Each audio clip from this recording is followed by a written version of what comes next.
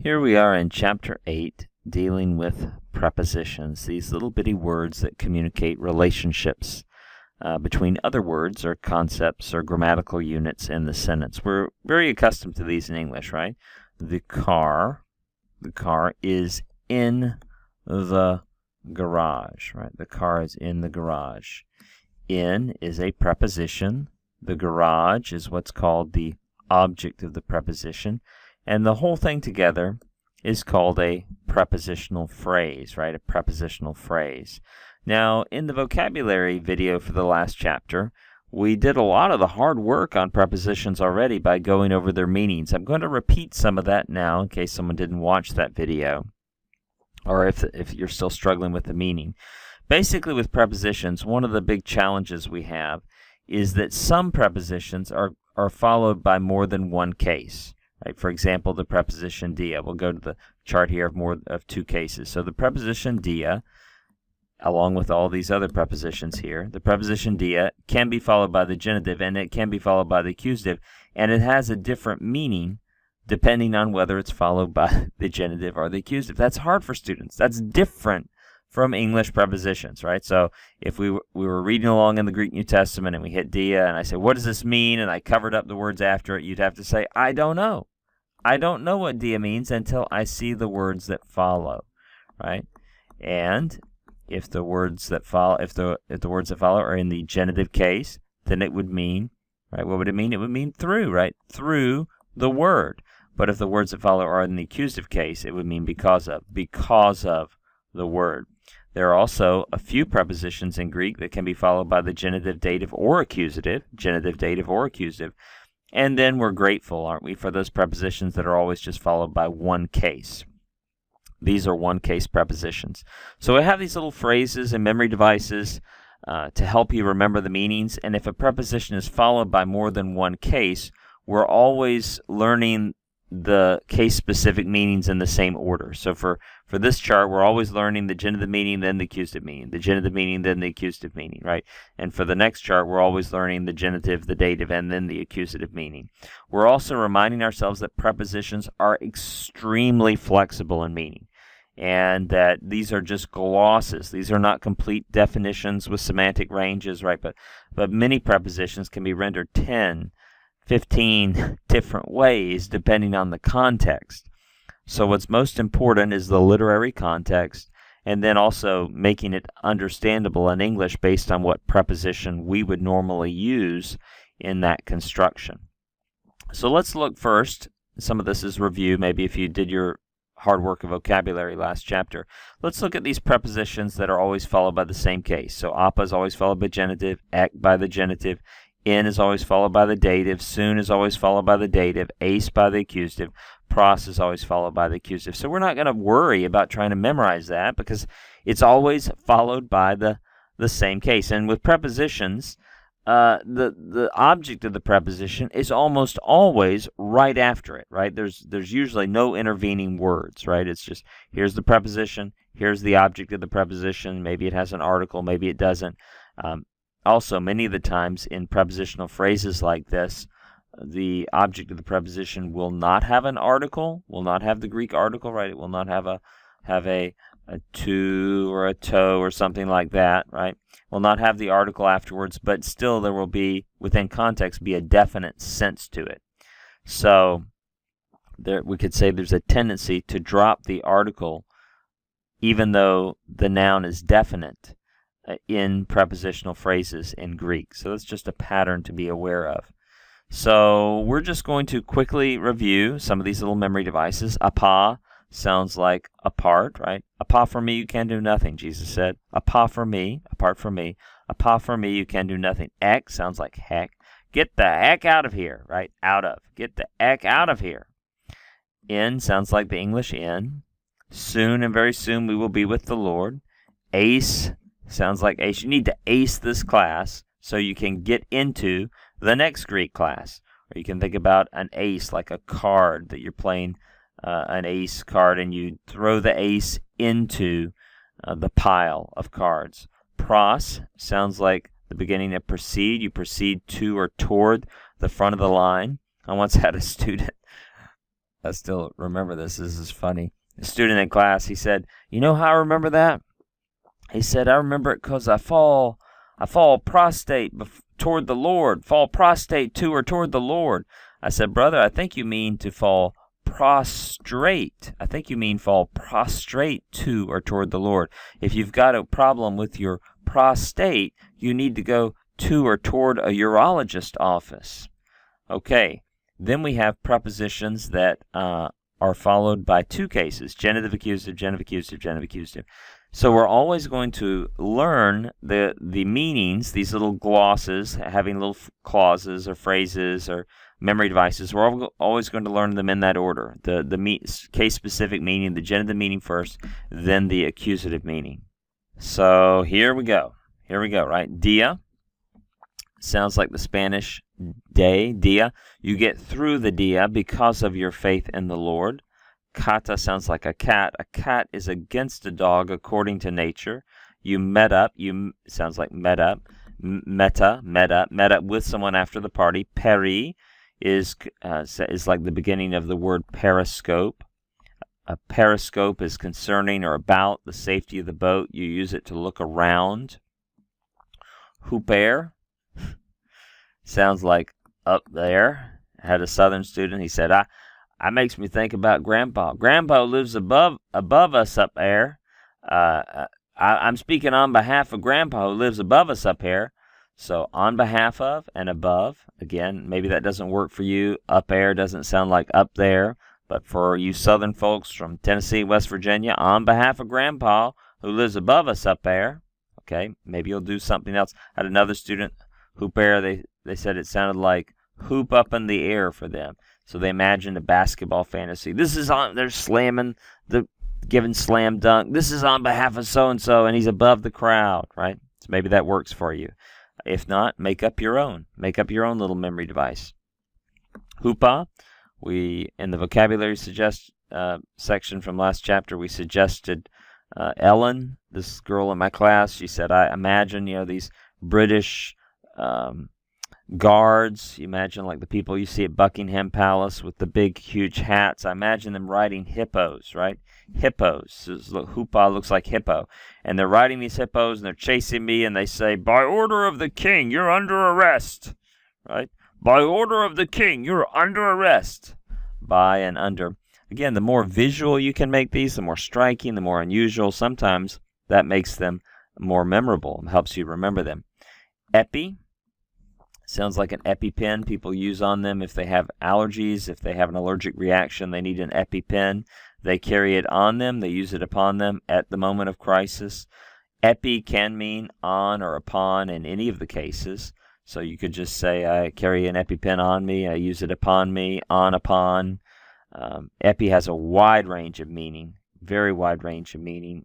And so, in fact, at the time I'm doing this, my co-author and I are still trying to decide exactly what gloss to put here because there's it's just a gloss. It's not a definition, and epi can mean so many different things. Para is like the beginning of parachute, right? Parachute, you jump from a plane. With a parachute, you land beside a tree. That's the genitive, dative, and accusative meaning. So one of the big parts of prepositions is just learning, taking the hard work to learn their meanings. We do also need to learn some other things, though, right? Prepositions will change sometimes depending on spelling based on the words that follow. So the preposition ek, meaning out of or from, right? Ek namu, from the law or out of the law. Notice again how it does not have an article in the Greek, but in English we may provide one because frequently the object of a preposition is really definite or specific in some way based on the context, and we would communicate that with a definite article in English. But we could say it sort of like this: the article will frequently drop out in Greek, even though the noun is definite. So egnamu, from the law. Only context will tell you whether it's definite or not, whether the noun has an intended definite sense. The point here of this form variation, so, is that when ek is followed by a vowel, when the beginning of whatever the next word is, which is 99.9% of the time going to be the object of the preposition, if it begins with a vowel, if that noun begins with a vowel, the preposition ek will be spelled this way. It will be spelled X. No difference in meaning. Just like a and, there's no difference in English between those forms of the indefinite article in terms of meaning, but it's just a variation in spelling based on the word that follows. Many times in Greek, prepositions, for example here the preposition dia or the preposition para, will drop the last letter when followed by a word that begins with a vowel and have an apostrophe, right? So di epangelias is through the promises, right? It's not dia epangelias, but because this word begins with a vowel, dia drops that vowel and then has a apostrophe. You're not composing Greek usually. You're not having to do that. You just have to recognize, oh, that's the preposition dia. I'm not thrown off that the last letter dropped off and I have an apostrophe.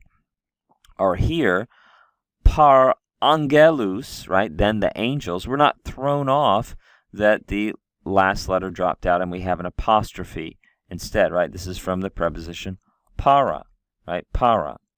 And so then the angels.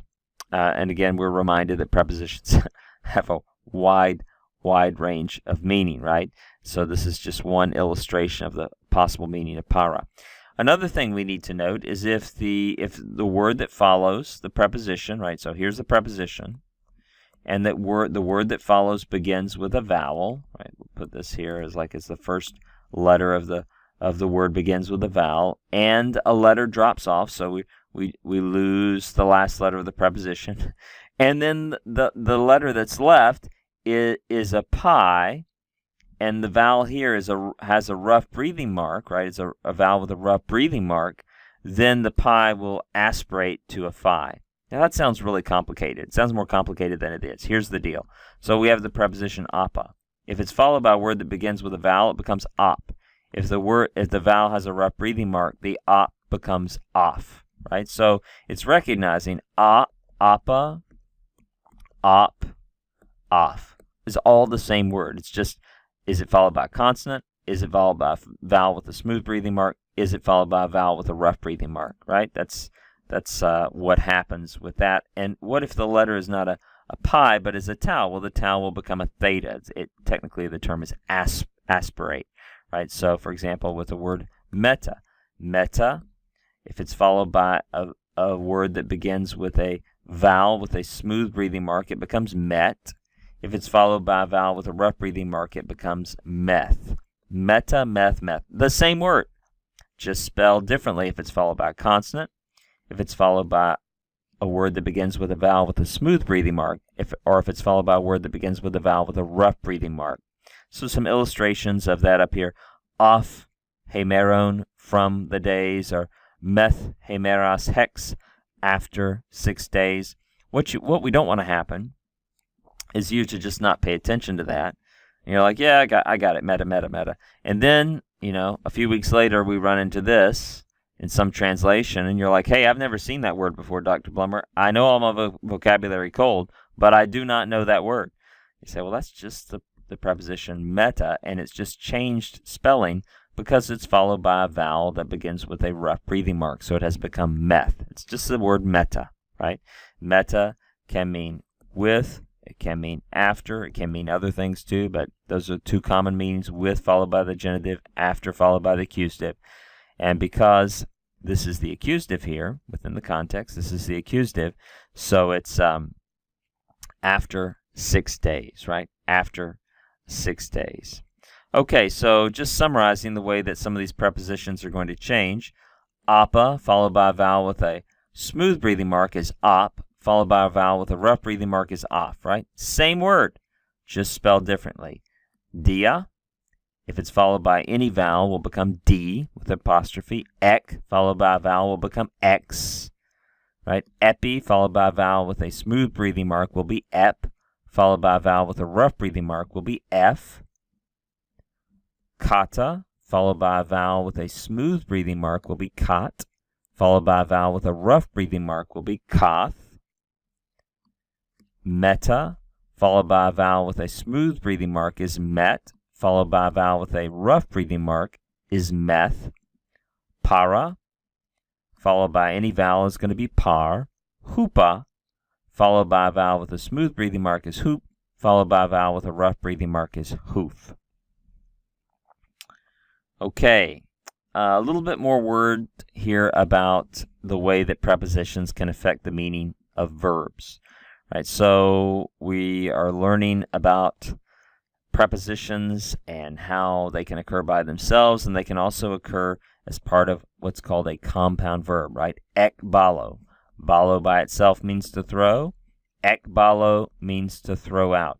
So that's the prepositional prefix, and together, all that together is known as a compound verb. Sometimes the preposition, like ek, can give the verb just clear additional meaning. It's like you have 1 plus 1, and you can add them up, and it's 2. You know, ek means out of, balo means throw, so ekbalo means throw out. Just some clear additional transparent meaning, right? Other times there can be an intensification of the meaning. Luo itself means destroy, but kata luo can mean like to decimate, right? Or estheo means to eat, and kat estheo means like to gobble down, right? So sometimes the prepositional prefix makes stronger, makes intensive the original meaning. Sometimes, especially if the word compound verb has existed for a long time and maybe its more specific meaning has eroded, there can basically be no change in the meaning between the uncompounded form. So ep erotao means to ask, ep erotao means to ask. It seems that they're essentially synonymous. Now, if we go back hundreds of years, there probably was some additional nuance or intensity to this compounded form, but over centuries that eroded, and essentially we have synonyms there, right? Synonyms. Similarly to anoigo means to open, right? Oigo means to open, right? So literally, anoigo is open up, right? Open up. So maybe this oigo just meant open, and anoigo meant like to throw open or something. But by the time of the New Testament, anoigo is really the preferred word for opening, and it's just means to open. It doesn't have any intensive or additional meaning to it. Then we have some places like gnosko means no, and then the prepositional prefix ana can mean again, or it can mean up. And you look at this and you're like, wait, 1 plus 1 equals 17. What in the world? You know, no again. How does this mean I read? I don't understand that, right? And of course, there doesn't have to be a relationship, right? There may be absolutely no logical relationship at all. In this case, we can't explain it. You know, like when you read something, you're knowing again, ana can mean again, you're knowing again what someone wrote at an earlier time, or what you yourself wrote in an earlier time. So there is a little bit of a logical relationship, at least in this example, but sometimes the meaning can be completely, 1 plus 1 is 17. You can't figure it out just by adding together the different pieces of the word.